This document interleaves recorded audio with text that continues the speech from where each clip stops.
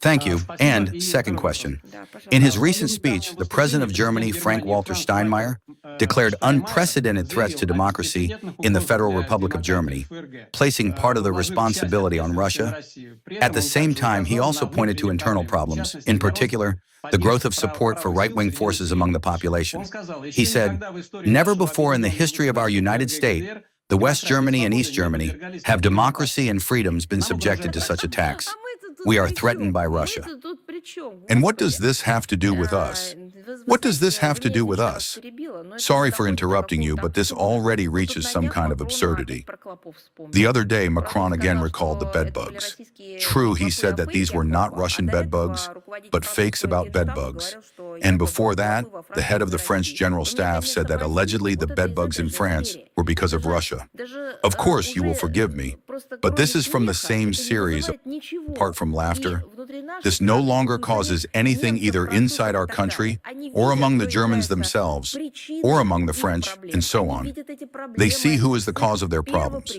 They see these problems with their primary causes.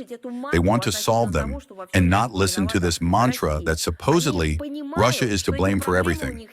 They understand that these problems exist for them historically, or that they have a historical predestination, prerequisites that they have now worsened, or that there are simply no worthy people among the members of their governments in the ranks of their ruling parties or coalitions who could propose a way out of the problematic situations that have arisen. Or their officials are so incompetent and unaware of the matter they are engaged in that they only aggravate this entire situation. And to invent all this and tie it to Russia is an absolutely dead-end path. Look at how many years they have been saying that Russia allegedly cannot be considered a democratic side. Because I emphasize again, it supposedly has signs of censorship or lack of media freedom. Look at what is happening. The other day, yesterday I think, the BBC offered apologies, sent a repentant letter to the President of the United States of America, saying that it had censored his speech to the point of being unrecognizable and created an image opposite to the position he actually held. And this was only after a scandal, only after an investigation. And this happened after Trump's visit to London. Look at what is happening in the Italian mass media when, having received answers to their own questions, they do not publish them, distort them, and, under the guise of shortening, motivating it by the lack of space on the website, want to present to their audience an absolutely inconsistent with what was said pseudo-interview with the Russian Minister of Foreign Affairs. There are a huge number of such examples. Despite the fact that problems, crimes against journalists,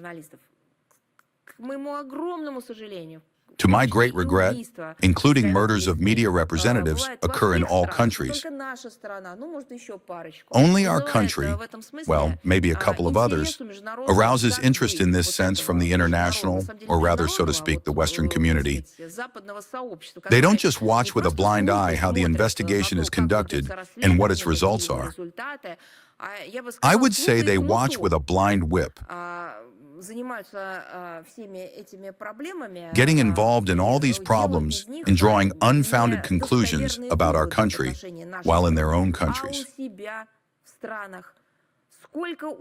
How many crimes have been committed by them against journalists? There was everything imaginable. They arrested, beat, killed for various reasons of a criminal nature, but connected with the profession of a political nature. And what then? Never with regard to themselves did they draw any conclusions of such a kind and quality as they did with regard to Russia. So please, this is no longer double standards. This is the absence of standards. In the ruling echelons in Germany and Europe, it has long been considered good form to unfoundedly and categorically blame any missteps of national governments on Russia Well, sometimes on China. Sometimes there are periods when it is more often on China and to a lesser extent on Russia. However, it turns out to be more advantageous, so long as they distract the common citizen from the acute problems accumulating in their own countries. From a stagnating economy and collapsing industry to migration crises, rising crime, and xenophobia. Let's look at the problem with the economy in Western European countries. It is such because they imposed sanctions against Russia starting from 2014, and their markets suffered colossal damage because of our countermeasures. But they were the ones who imposed the sanctions, and not even on their own, but under pressure from the United States. What other problems do they have? Collapsing industry. How long can this very pseudo-ideology, because it's not an ideology, but degeneracy, be placed above science? How long can one invent some new ethics and not see reality? Naturally, industry will stagnate and collapse. The migration crisis is now burdening their lives. Who provoked them? Where did these migrants come from? Let us recall who was imposing their own order in North Africa and the Middle East, the Western countries. At one point, they were forming anti-Iranian coalitions. Germany was lucky then. Its leadership had the conscience and, it seems to me, the pragmatism not to join the coalition of the United States of America. But subsequent leaders in the Federal Republic of Germany lost these qualities. How long did they support the Anglo-Saxon decisions aimed at changing regimes? What caused these revolutions, regime changes, endless destabilizing steps in the Middle East and North Africa region? This caused colossal flows of refugees who crossed the Mediterranean Sea and then, in transit through Greece, Italy, sometimes Turkey, went to Germany, France, and so on. Who is to blame for this? Exactly those who believe they had the right to establish their own order in sovereign states. What does Russia have to do with it? They took responsibility for the future of Ukraine and carried out a state coup there. Germany played one of the leading instruments in this.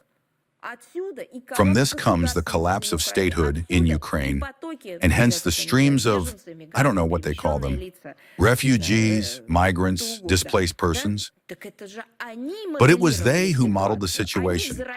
They themselves nurtured such figures as Klitschko with German money. They were sending their ambassadors and foreign ministers to the Maidan. They supplied intelligence information. Remember the conversations that Bundeswehr officers had regarding the Crimean Bridge and the sabotage operations that became public a year and a half ago. We will definitely include a link to this and post it in the response to your question. What else is there? The rise in crime. Again, excuse me, I don't even know what they call it. The liberalization of anti-drug legislation, the widespread legalization of drugs, inventing the story that allegedly drugs are not evil, but, on the contrary, good and progressive. What does this lead to? It does not lead to the desired reduction in crime, but, I would say, to its vertical rise. They decriminalized a huge number of articles related to drugs. What did they get? Remember, we also talked about this about a year and a half ago. What work Germany was doing on drug decriminalization. How much we talked about this. Xenophobia. What does Russia have to do with it? This is a problem of reprogramming true values into some kind of new ethics. The rejection of traditional values, the disparaging attitude toward traditional religions, combined with a failed migration policy that has no foundation to stand on, together with their provoked criminal policy of modeling life in sovereign states, led to xenophobia. When people in everyday life begin to hate each other simply because their rulers not only did not create decent conditions for their existence, but created impossible conditions for coexistence. And of course, all of this, as the cherry on top, censorship in the mass media crowns it all. It especially flourishes in such countries as Germany, where literally in manual mode, the government regulates the media sphere. They regulate this through a corresponding established scheme of financing, sponsorship, support, and so on. But one way or another, they regulate it. Driven by the dream of revenge for past defeats, the German authorities enthusiastically try to discard into oblivion the process of historical reconciliation between the peoples of Russia and Germany. They do not hide their desire to inflict on our country a strategic defeat and the maximum possible economic damage through unlawful anti-Russian sanctions, forgetting that Russia's well-being, its economic growth, its resource-based framework, trade, cooperation, all of this has always worked to the benefit of Western Europe itself. All of this is completely forgotten, erased from the consciousness of their elites under the fear of an allegedly looming Russian threat over Europe. As they formulate it, a campaign of aggressive Russophobia has been spun up, and a large-scale militarization of the country has been initiated, where similar kinds of experiments and actions of the German leadership led in the past is well known from history. It has long been time for official Berlin to learn for itself lessons that may be painful, but useful and necessary. But this is possible only in one case, when sanity and sober consciousness remain. And as we see in the example of many current leaders in Germany and those who have just left, when all this is either absent or lost, then they will, of course, repeat these mistakes.